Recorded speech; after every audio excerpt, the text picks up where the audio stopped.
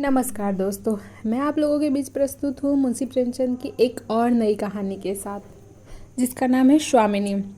वैसे भी मुंशी प्रेमचंद की जितनी भी कहानियाँ हैं, सब में कुछ ना कुछ मोरल निकल के आता है, चाहे वो सामाजिक हो या फिर व्यक्तिगत हो। हमें उससे कुछ ना कुछ सीखने को ज़रूर मिलता है। तो बिना समय गवाए मैं कहानी की स्टार्टिंग करती हूँ। स्वामिनी। शिवदास ने भंडारे की कुंजी अपनी बहू राम प्यारी के सामने फेंककर अपनी बूढ़ी आंखों में आंसू भरकर कहा, बहू, आज से गृहस्थी की देखभाल तुम्हारे ऊपर है। मेरा सुख भगवान से नहीं देखा गया, नहीं तो क्या मैं जवान बेटे को यूँ छीन लेते। उसका काम करने वाला तो कोई चाहिए। एक हल तोड़ दूँ तो गुजारा न होगा। मेरे ही कुकर्म से भगवान का यह कोप आया है और मैं ही अपने माथे पर उसे लूँगा। बिरजू का हल अब मैं ही संभालूंगा। अब घर की देख रेख करने वाला, धरने उठाने वाला तुम्हारे सिवा दूसरा कौन है। रो मत बेटा, भगवान की जो इच्छा थी वह हुआ और जो इच्छा होगी वही होगा। तुम्हारा हमारा क्या बस है। मेरे जीते जी तुम्हें कोई टेढ़ी आँख से भी नहीं देख सकता। तुम किसी बात का सोचा मत करो। बिरजू गया तो अभी भी मैं बैठा हुआ हूँ। राम प्यारी और राम दुलारी दो सगी बहनें थीं। दोनों का विवाह मथुरा और बिरजू दो सगे भाइयों से हुआ। दोनों बहनें नैहर की तरह ससुराल में भी प्रेम और आनंद से रहने लगी। शिवदास को पेंशन मिली। दिन भर द्वार पर गपशप करते, भरा पूरा परिवार देखकर प्रसन्न होते और अधिकतर धर्म चर्चा में लगे रहते थे। लेकिन दैवगति से बड़ा लड़का बिरजू बीमार पड़ गया और आज उसे मरे हुए 15 दिन बीत गए। आज क्रियाक्रम से फुर्सत मिली और शिवदास ने सच्चे कर्मवीर के भांति फिर जीवन संग्राम के लिए कमर कस दी। मन में उसे चाहे कितना ही दुख हुआ हो, उसे किसी ने रोते हुए नहीं देखा। आज अपनी बहू को देखकर एक क्षण के लिए उसकी आंखें सजल हो गई, लेकिन उसके मन को संभाला और रुद्रकंठ से उसे दिलासा देने लगा। कदाचित उसने सोचा था घर की स्वामिनी बनकर विधवा के आंसू पूछ जाएंगे, कम से कम उसे इतना कठिन परिश्रम न करना पड़ेगा। इसलिए उसे भंडारे की कुंजी बहू के सामने फेंक दी। वैद्य की व्यवस्था को स्वामित्व के गर्व से दबा देना चाहते थे। राम प्यारी ने पुलकित कंठ से कहा, यह कैसे हो सकता है दादा कि तुम मेहनत मजदूरी करो और मैं मालकिन बनकर बैठूं। काम धंधे में लगी रहूंगी तो मन बदला रहेगा, बैठे बैठे तो रोने के सिवा और कुछ ना होगा। शिवदास ने समझाया, बेटा, दैवगति में तो किसी का बस नहीं। रोने धोने से हल्काने के सिवा और क्या हाथ आएगा। घर में तो 20 काम है। कोई साधु संत आ जाए या कोई पहुना ही लेकर आ जाए तो उनकी सेवा सत्कार के लिए किसी को तो घर में रहना ही पड़ेगा। बहू ने बहुत से हीले किए पर शिवदास ने एक न सुनी। शिवदास के बाहर चले जाने पर राम प्यारी ने कुंजी उठाई तो उसके मन में अपूर्व गौरव और उत्तरदायी का अनुभव हुआ। जरा देर के लिए पति वियोग का दुख उसे भूल गए। उसकी छोटी बहन और देवर दोनों काम करने गए हुए थे। शिवदास बाहर था, घर बिल्कुल खाली था। इस वक्त वह निश्चित होकर भंडारे को खोल सकती थी। उसमें क्या क्या सामान है, क्या क्या विभूति है, यह देखने के लिए उसका मन ललायित हो उठा।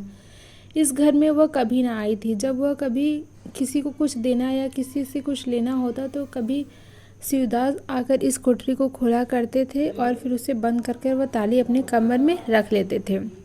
राम प्यारी कभी कभी द्वार की दरारों से भीतर झांकती थी, पर अंधेरे में कुछ न दिखाई देता था। सारे घर के लिए वो कोठरी तिलस्मी या रहस्य था, जिसके विषय में भली भांति की कल्पनाएं होती रहती थी। आज राम प्यारी को वह रहस्य खोलकर देखने का अवसर मिल गया। उसने बाहर का द्वार बंद कर दिया ताकि कोई उसे भंडारा खोलते देख न ले। नहीं सोचेगा बेजरूत उसने क्यों खोला। तब आकर कांपते हुए हाथों से ताला खोला। उसकी छाती धड़क रही थी कि कोई द्वार न खटखटाने लगे। अंदर पांव रखा तो उसे कुछ उसी प्रकार का, लेकिन उसे कहीं तीव्र आनंद हुआ, जो उसे अपने गहने कपड़े की पिटरी खोलने में भी नहीं होता था।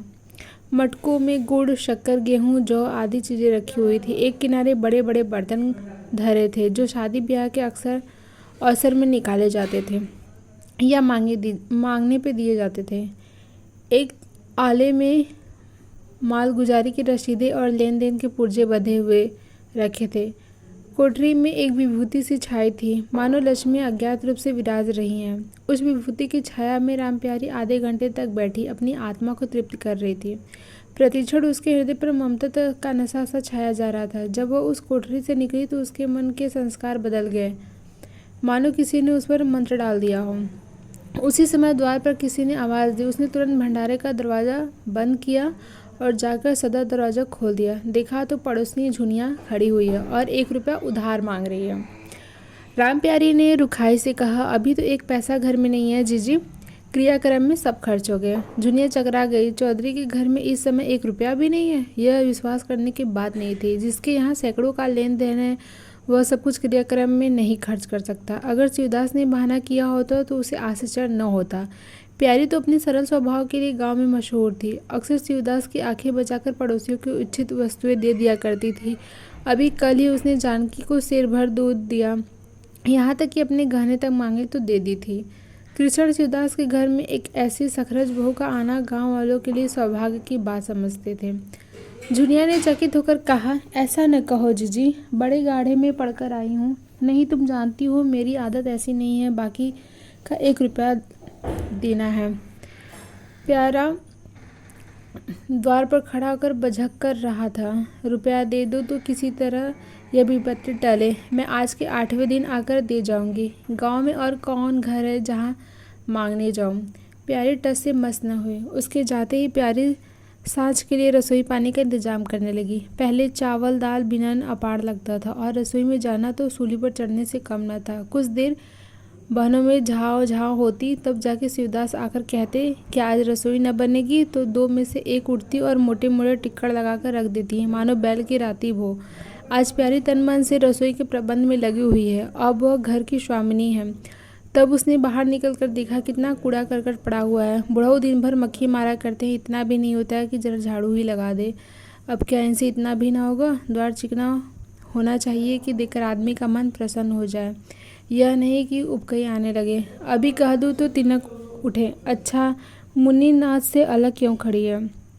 उसने मुन्नी के पास जाकर नाद में झाका। दुर्गंध आ रही थी। ठीक मालूम होता है महीनों से पानी ही नहीं बदला गया। इस तरह तो गाय रह चुकी, अपना पेट भर लिया, छुट्टी हुई है और किसी से क्या ही मतलब है।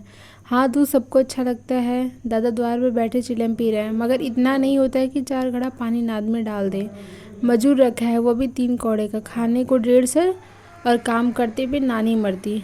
आ जाता है तो पूछती हूँ, नाद में पानी क्यों नहीं बदला। रहना है तो रहो या जाओ, आदमी बहुत मिलेंगे। चारों ओर तो लोग मरे मरे मारे फिर रहे हैं।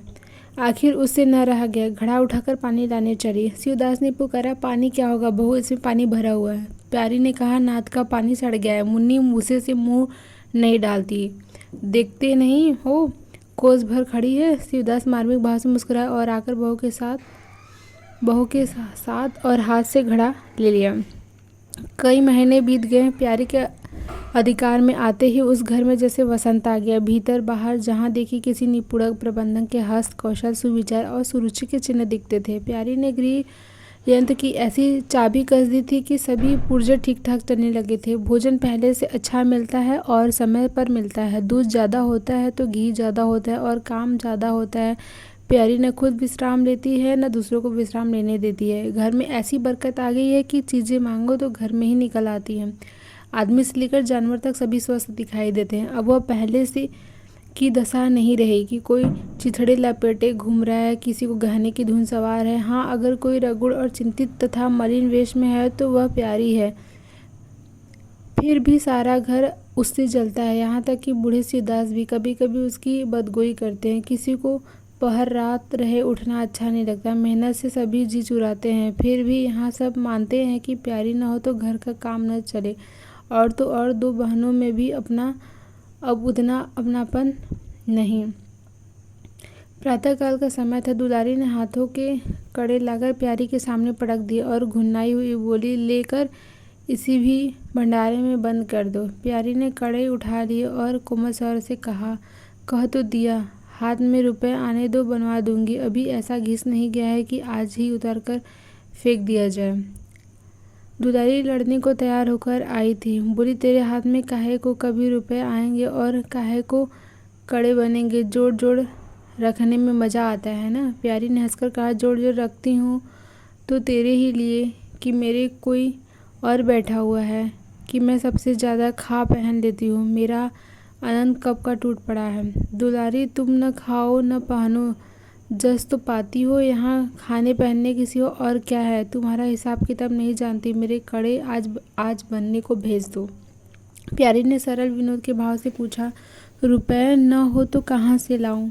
दुलारी ने उड़नतता के साथ कहा। मुझे इससे कोई मतलब नहीं है, मैं तो कड़े चाहती हूँ। इस तरह घर के सब आदमी अपने अपने अवसर पर प्यारी को दो चार खरी खोटी सुना जाते थे और गरीबी सबकी धौंस हंसकर सहती थी। स्वामिनी का यह धर्म है कि सबकी धौंस सुन ले और कहे वही जिसमें घर का कल्याण हो। स्वामित्व के कवच पर धौंस, ताने, धमकी किसी का असर न होता। उसकी स्वामिनी का कल्पना इन आघातों से और भी स्वस्थ होती थी। वह गृहस्थी की संचालिका है, सभी अपने अपने दुख उसी के सामने रोते हैं, पर जो कुछ वह करती है वही होता है। इतना उसे प्रसन्न करने के लिए काफ़ी था। गांव में प्यारी की सराहना होती थी। अभी उम्र ही क्या थी, लेकिन सारे घर को संभाले हुए है। चाहती तो सगाई करके चैन से रहती, इस घर के पीछे अपने को मिटाया देती है।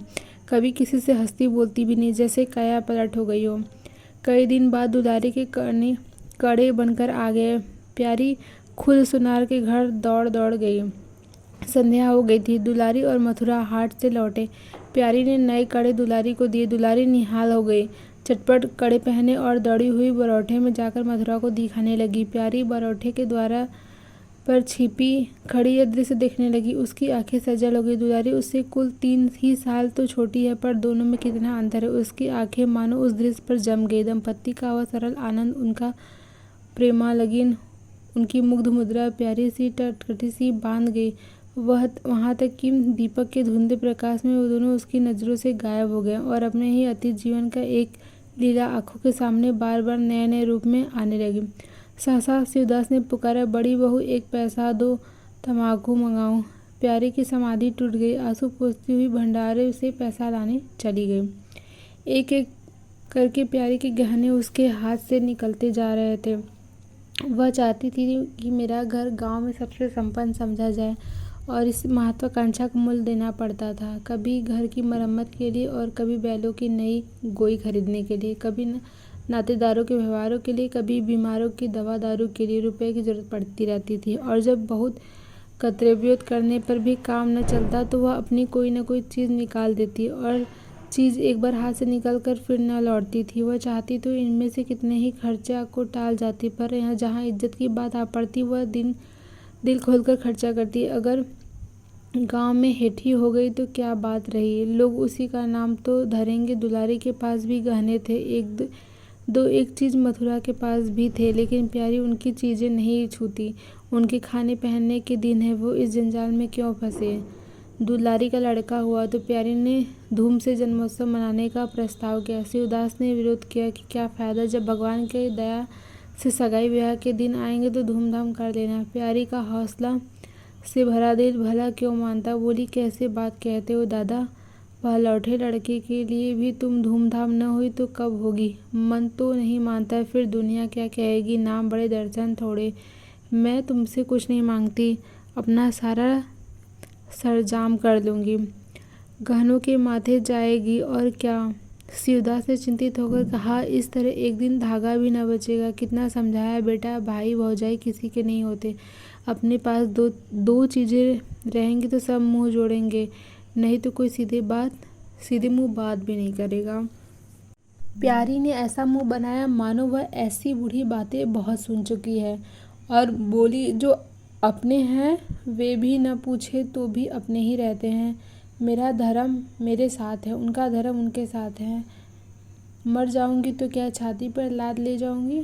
धूमधाम से जन्मोत्सव मनाया गया। बारात के दिन सारी बिरादरी का भोज हुआ। लोग खा पीकर चले गए। प्यारी दिन भर की थकी मादी आंगन में एक टाट का टुकड़ा बिछाकर कमर सीधी करने लगी। आंखें झपक गई। मथुरा उसी वक्त घर में आया। नवजात पुत्र को देखने के लिए उसका चित्त व्याकुल हो रहा था। दुलारी सौरगृह से निकल चुकी थी।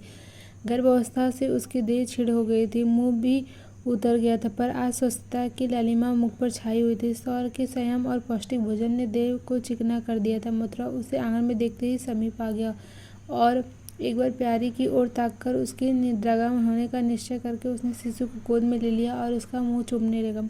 आहट पाकर प्यारी की आंखें खुल गई, पर उसे नींद का बहाना किया और अधखुली आंखों से आनंद क्रीड़ा देखने लगी। माता और पिता दोनों बारी बारी से बालक को चूमने गले लगाते और उसके मुख को निहारते थे। कितना स्वर्गीय आनंद था। प्यारी के तृषित लालसा का क्षण के लिए स्वामिनी को भूल गई। जैसे लगाम से मुखबद्ध बोझ से लदा हुआ हाँकने वाले के चाबुक से पीड़ित दौड़ते दौड़ते बेदम तुरंग हिनहिनाने की आवाज़ सुनकर कनौतियाँ खड़ी कर देता है और परिस्थिति को भूलकर एक दबी हुई हिनहिनाहट से उसका जवाब देता है।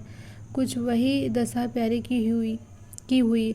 उसका मातृत्व तो पिंजरे में बंद मूक निश्चेत पड़ा हुआ था। समीप में आने वाली मातृत्व के चहाकार सुनकर जैसे जाग पड़ा और चिंताओं के उस पिंजरे से निकलने के लिए पंख फड़फड़ाने लगा। मथुरा ने कहा, यह मेरा लड़का है। दुलारी ने बालक की गोद में चिपटाकर कहा, हाँ क्यों नहीं, तुम्ही ने तो 9 महीने पेट में रखा है। सस्ता तो मेरी हुई, बाप कहलाने के लिए तुम कूद पड़े। मथुरा मेरा लड़का न होता तो मेरी सूरत का क्या होता। चेहरा मोहरा रंग रूप सब मेरा ही है।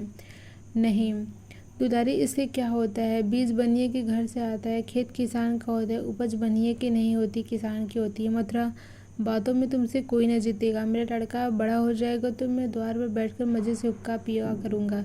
दुलारी, मेरा लड़का पढ़ेगा लिखेगा, कोई बाड़ हुद्दा पिएगा तो तुम्हारी तरह दिन भर बैल के पीछे न चलेगा। मालकिन से कहना है कल एक पालना बनवा दे। मथुरा, अब बहुत सवेरे न उठा करना और छाती फाड़कर काम भी न करना। दुलारी, यह महारानी जीने देंगी। मथुरा, मुझे तो बेचारी पर दया आती है, उसके कौन बैठा हुआ है, हम ही लोग के लिए मरती है। भैया तो अब तक 2-3 बच्चों की माँ हो गई होती।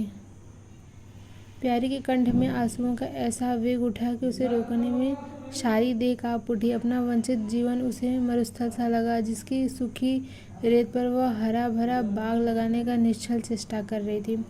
कुछ दिनों के बाद शिवदास भी मर गया। उधर दुलारी के 2 बच्चे हुए और वह भी अधिकतर बच्चों के लालन पालन में व्यस्त रहने लगी। खेती का काम मजदूरों पर आ पड़ा। मथुरा मजदूर तो अच्छा था, संचालक अच्छा था, उसे स्वतंत्र रूप से काम लेने का कभी अवसर न मिला। खुद पहले भाई की निगरानी में काम करता रहा, बाद को बाप की निगरानी में काम करने लगा। खेती का तार भी न जानता था। वह मजूर उसके यहाँ टिकते थे जो मेहनत नहीं खुशमात करने में कुशल होते थे। इसलिए प्यारी की अब दिन में 2-4 चक्कर हार के भी लगाना पड़ता था। कहने को वह अब मालकिन थी पर वास्तव में घर भर के सेविका थी। मजदूर भी उसे त्योरियां बदलते थे। जमींदार का प्यादा भी उसी पर धौंस जमाता था। भोजन में भी किफ़ायत करनी पड़ती थी। लड़कों को तो जितनी बार मांगे उतनी बार कुछ न कुछ चाहिए। दुलारी तो लड़कौरी थी, उसे भरपूर भोजन चाहिए। मथुरा घर का सरदार था, उसके इस अधिकार का कौन छीन सकता था। मजूर भला क्यों रियायत करने लगे थे। सारी कसर प्यारी पर निकलनी थी। वह एक फालतू चीज़ थी। अगर आधा पेट खाया तो किसी को हानि न हो सकती थी। 30 वर्ष की अवस्था में उसके बाल पक गए, कमर झुक गई, आंखों को जोत कम हो गए, मगर वह प्रसन्न थी। स्वामित्व का गौरव इन सारे जख्मों पर मरहम का काम करता था। एक दिन मथुरा ने कहा, भाभी अब तो कहीं परदेश जाने का जी होता है। यहाँ तो कमाई में बरकत, किसी तरह के पेट की रोटी चल जाती है।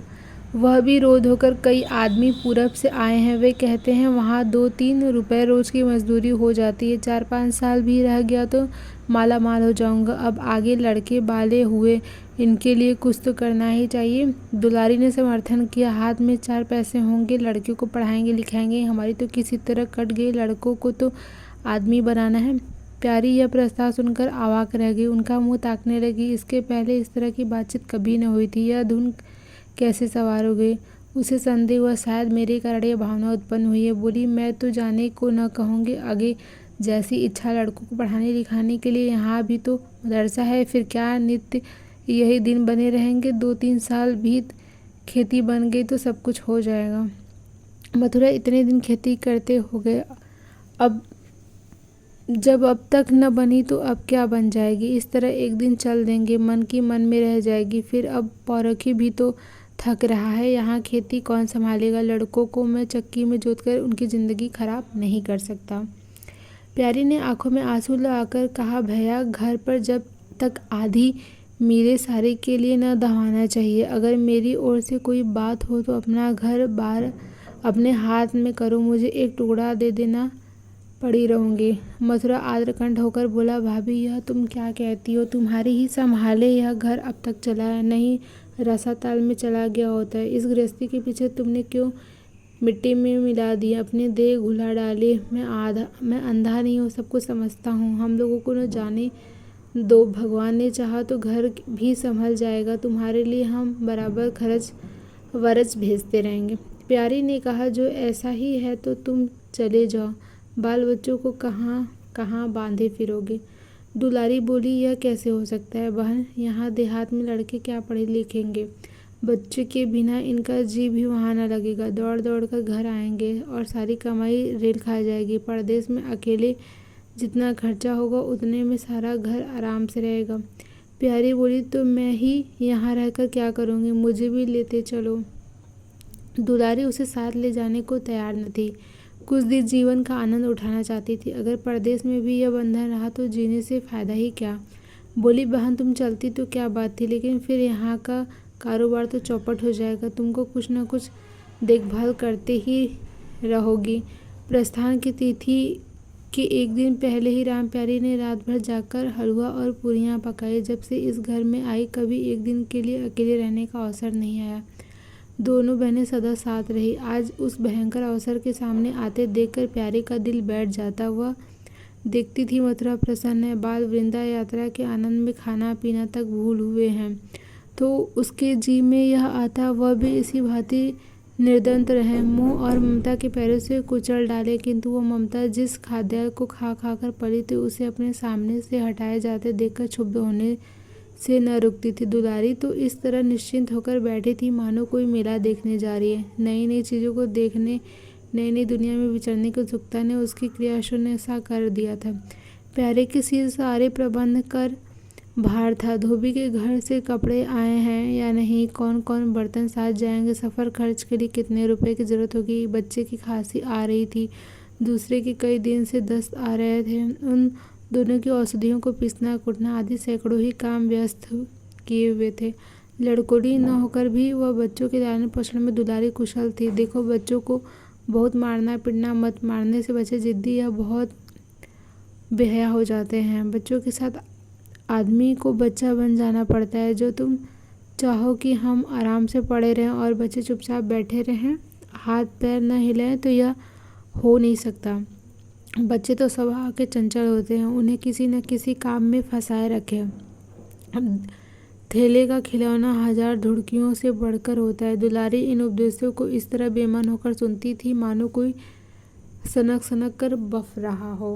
बस बसते बसते द्वार पर बैलगाड़ी आ गई। लड़के पहले ही से उस पर जा बैठे। गांव के कितने स्त्री पुरुष मिलने आए। प्यारी को इस समय उनका आना बुरा लग रहा था। वह दुलारी से थोड़ी देर एकांत गले मिलकर रोना चाहती थी। मथुरा से हाथ जोड़कर कहना चाहती थी कि मेरी खोज खबर लेते रहना, तुम्हारे सिवा मेरे संसार में कौन है। लेकिन इस भब्बड़ ने उसको इन बातों का मौका न मिला। मथुरा और दुलारी दोनों गाड़ी में जा बैठे और प्यारी द्वार पर रोती खड़ी रह गई। वह इतना विहल थी कि गांव के बाहर तक पहुंचाने को भी उसे सुधि न रही। कई दिन तक प्यारी मूर्छित पड़ी रही, न घर से निकली, न चूल्हा जलाया, न हाथ मुँह धोया। उसका हलवा जोखू बार बार आकर कहता, मालकी उठो, मुँह हाथ धो, कुछ खाओ पियो, कब तक इस तरह पड़ी रहोगे।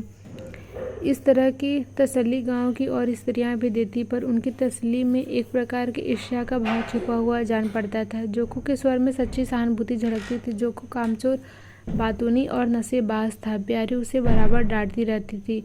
एक बार उसे निकाल भी चुकी थी, पर मथुरा के आग्रह से फिर रख लिया था। आज भी जोखू की सहानुभूति भरी बातें सुनकर प्यारी झुंझलाती, यह काम करने क्यों नहीं जाता, यहाँ मेरे पीछे क्यों पड़ा हुआ है। मगर उसे छिड़क देने की जो जी न चाहता था। उसे उस समय सहानुभूति की भूख थी, पर फल कांटेदार वृक्ष से भी मिले तो क्या उन्हें छोड़ दिया जाता है। धीरे धीरे क्षोभ का वेग कम हुआ, जीवन के व्यापार होने लगे। अब खेती का सारा भार प्यारी पर था। लोगों ने सलाह दी कि हल तोड़े दो और खेतों को उठा दो, पर प्यारी का गर्व या ढोल बजाकर अपनी पराजय स्वीकार न करना था। सारे काम पूर्ववत चलने लगे। उधर मथुरा के चिट्ठी पत्री न भेजने से उसका अभिमान को और भी उत्तेजना मिली। वह समझता है मैं उसके आश्रय बैठी हूँ, उसकी चिट्ठी भेजने से मुझे कोई निधि न मिल जाती है। उसे आग्रह उसे अगर मेरी चिंता नहीं है तो मैं कब उसकी परवाह करती हूँ। घर में तो अब विशेष काम कर रहा नहीं। प्यारी सारे दिन खेती बाड़ी के कामों में लगी रहती। खरबूजे बोए थे, वह खूब फले और खूब बिके। पहले सारा दूध खर्च में हो जाता था, अब बिकने वाला लगा। प्यारी की मनोवृत्तियाँ भी एक विचित्र परिवर्तन आ गया। वह अब साफ कपड़े पहनती, मांग चोटी की ओर से भी उतनी उदासीन थी। आभूषणों में भी रुचि हुई। रुपए हाथ में आते ही उसने अपने गिरवी गहने छुड़ाए और भोजन भी संयम से करने लगी। सागर पहले खेती को सींचकर खुद खाली हो जाता था, अब निकास की नालियाँ बंद हो गई थी। सागर में पानी जमा होने लगा और उसमें हल्की हल्की लहरें भी थी, खिले हुए कमल भी थे। एक दिन जोखू हार से लौटा तो अंधेरा हो गया था। प्यारी ने पूछा, अब तक वहाँ क्या करता रहा? जोखू ने कहा, 4 क्यारियाँ बच रही थी तो मैंने सोचा 10 मोटे और खींच दूँ, कल का झंझट कौन रखे। जोखू अब कुछ दिनों से काम में मन लगने लगा था। जब तक मालिक उसके सिर पर सवार रहते थे वह हिले बहाना करता था, अब सब कुछ उसके हृदय में था। प्यारी सारे दिन हार में थोड़ी ही रह सकती थी, इसलिए अब उसे जिम्मेदारी आ गई थी। प्यारी ने लोटे का पानी रखते हुए कहा, अच्छा हाथ मुंह धो डालो, आदमी जान रखकर काम करता है, हाय हाय करने से कुछ नहीं होता। खेत आज न होते कल होते, क्या जल्दी थी। जोखू ने समझा प्यारी बिगड़ रही है। उसने तो अपनी समझ में कारगुजारी की थी और समझा था कि तारीफ होगी, यहाँ आलोचना हुई। चिढ़कर बोला, मालकिन दाहिने बाएं दोनों ओर चलती हो, जो बात नहीं समझती उसमें क्या कूदती हो। कल के लिए तो उचवा के खेत बड़े सूख रहे हैं, आज बड़ी मुश्किल से कुआं खाली हुआ था। सवेरे में पहुंचता तो कोई और आकर न छींक लेता, फिर अठवारे तक राह देखनी पड़ती, तक तो सारी ऊख विदा हो जाती। प्यारी उसकी सरलता पर हंसकर बोली, अरे तो मैं तुझे कुछ कह थोड़ी रही हूँ पागल, मैं तो कहती हूँ कि जान रखकर काम कर रहे हो, कहीं बीमार पड़ गए तो लेने के देने पड़ जाएंगे। जोखू, कौन बीमार पड़ जाएगा? मैं 20 साल से कभी सिर तक तो दुखा नहीं, आगे की नहीं जानता, कहो रात भर भी काम करता रहूं। प्यारी, मैं क्या जानूं, तुम्हारे अंदर दिन बैठे रहते हैं। और पूछा जाता था तो कहते थे जोर आ गया था, पेट में दर्द था। जोखू छेपता हुआ बोला, वह बातें जब थी जब मालिक लोग चाहते थे इसे पीस डालें, अब तो जानता हूँ मेरे ही माथे हैं, मैं न करूँगा तो सब चौपट हो जाएगा। प्यारी, मैं क्या देखभाल नहीं करती। जोखू, तुम बहुत करोगी, 2 बार चली जाओगी, सारे दिन तो वहाँ बैठी नहीं रह सकती। प्यारी को उसके निष्कर्ष व्यवहार ने मुग्ध कर दिया। बोली, तो इतनी राय गए चूल्हा जलाओगे तो कोई सगाई क्यों नहीं कर लेते? जोखू ने मुंह धोते हुए कहा, तुम भी खूब कहती हो मालकिन, अपने पेट भर को तो होता नहीं, सगाई कर लूँ, 1.25 सेर खाता हूँ, 1 जून पूरा 1.25 सेर, 2 जून के लिए 2 सेर चाहिए। प्यारी, अच्छा आज मेरी सगाई। प्यारी, अच्छा आज मेरी रसोई में खाओ, देखो कितना खाते हो। जोखू ने पुलकित होकर कहा, मालकिन तुम बनाते बनाते थक जाओगी, हाँ आधा सेर के 2 रोटा बनाकर खिला दो तो खा लो। मैं तो यही करता हूँ, बस आटा सानकर 2 लिट्टी बना देता हूँ और उपले पर सेक लेता हूँ। कभी कभी मठे से, कभी नमक से, कभी प्याज से खा लेता हूँ और आकर पड़ा रहता हूँ। प्यारी, मैं तुम्हें आज फुलके खिलाऊंगी। जोखू, तब तो सारी रात खाते ही बीत जाएगी। प्यारी, बको मत, चटपट आकर बैठ जाओ। जोखू, जरा बैल को सानी पानी देता हूँ तो बैठो। जोखू और प्यारी में ठनी हुई थी। प्यारी ने कहा, मैं कहती हूँ धान रोपने की कोई क्या ज़रूरत थी? झड़ी लग जाए तो खेत डूब जाए, बरखा बंद हो जाए तो खेत सूख जाए, ज्वार बाजरा सन अरहर सब तो है, धान न सही। जोखू ने अपने विशाल कंधे पर फाड़ा रखते हुए कहा, जब सबका होगा तो मेरा भी होगा, सबका डूब जाएगा तो मेरा भी डूब जाएगा, मैं क्यों किसी से पीछे रहूं। बाबा के ज़माने में 5 बीघा से कम नहीं रोपा जाता था। बिरजू भैया ने उसमें 1-2 बीघे और बढ़ा दिए। मथुरा ने भी थोड़ा बहुत हर साल रोपा था, तो मैं क्या सबसे गया बीता हूँ? मैं 5 बीघे से कम न लगाऊंगा। तब घर में 2 जवान काम करने वाले थे, मैं अकेला उन दोनों के बराबर खाता हूँ, दोनों के बराबर काम न क्यों करूँगा? चल झूठा कहीं का, कहते थे 2 सेर खाता हूँ, 4 सेर खाता हूँ, आधा सेर में रह गए। एक दिन तौला तब मालूम हुआ तौला है। बड़े खाने वालों, मैं कह देती हूँ धान न रोपाओ, मजूरी मिलेगी नहीं, अकेले हलकान होना पड़ेगा। तुम्हारा तुम्हारी बला से मैं ही हलकानूंगा, यह देह किस दिन काम आएगी।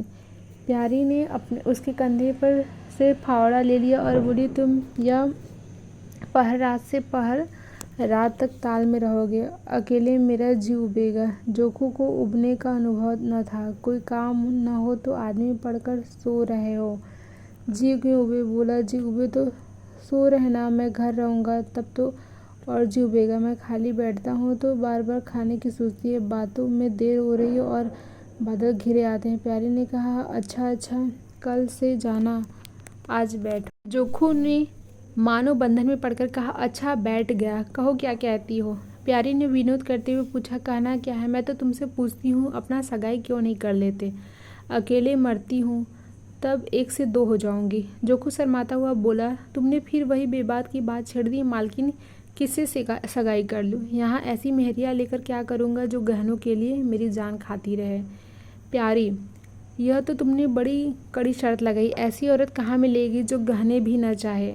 जोखू, यहाँ मैं थोड़े ही कहता हूँ वह गहने न चाहे, हाँ मेरी जान न खाया तो तुमने तो कभी गहने के लिए हट न किया, बल्कि अपने सारे गहने दूसरे के ऊपर लगा दिए। प्यारी की कपोलों पर हल्का सा रंग आ गया। बोली, अच्छा और क्या चाहते हो। जोखू, मैं कहने लगूंगा तो बिगड़ जाओगी। प्यारी की आंखों में लज्जा की एक रेखा नजर आई। बोली, बिगड़ने की बात कहोगे तो जरूर बिगड़ूंगी। जोखू, तो मैं नहीं कहूँगा। प्यारी ने उसे पीछे की ओर ठेलते हुए कहा, कहोगे कैसे नहीं, मैं कहला के छोड़ूंगा। जोखू, मैं चाहता हूँ कि वह तुम्हारी तरह हो, ऐसी गंभीर हो, ऐसी ही बातचीत में चतुर हो और अच्छा पकाती हो, ऐसे ही किफ़ायती हो, ऐसे ही हंसमुख हो। बस ऐसी औरत मिलेगी तो करूँगा, नहीं तो इस तरह पड़ा रहूँगा। प्यारी का मुख लज्जा से आरक्त हो गया। उसने पीछे हटकर कहा, तुम बड़े नटखट हो। हंसी हंसी में सब कुछ कह गए। कमेंट करके आप सभी लोग ज़रूर बताइएगा कि आपको मुंशी प्रेमचंद की कहानी कौन सी अच्छी लगती है।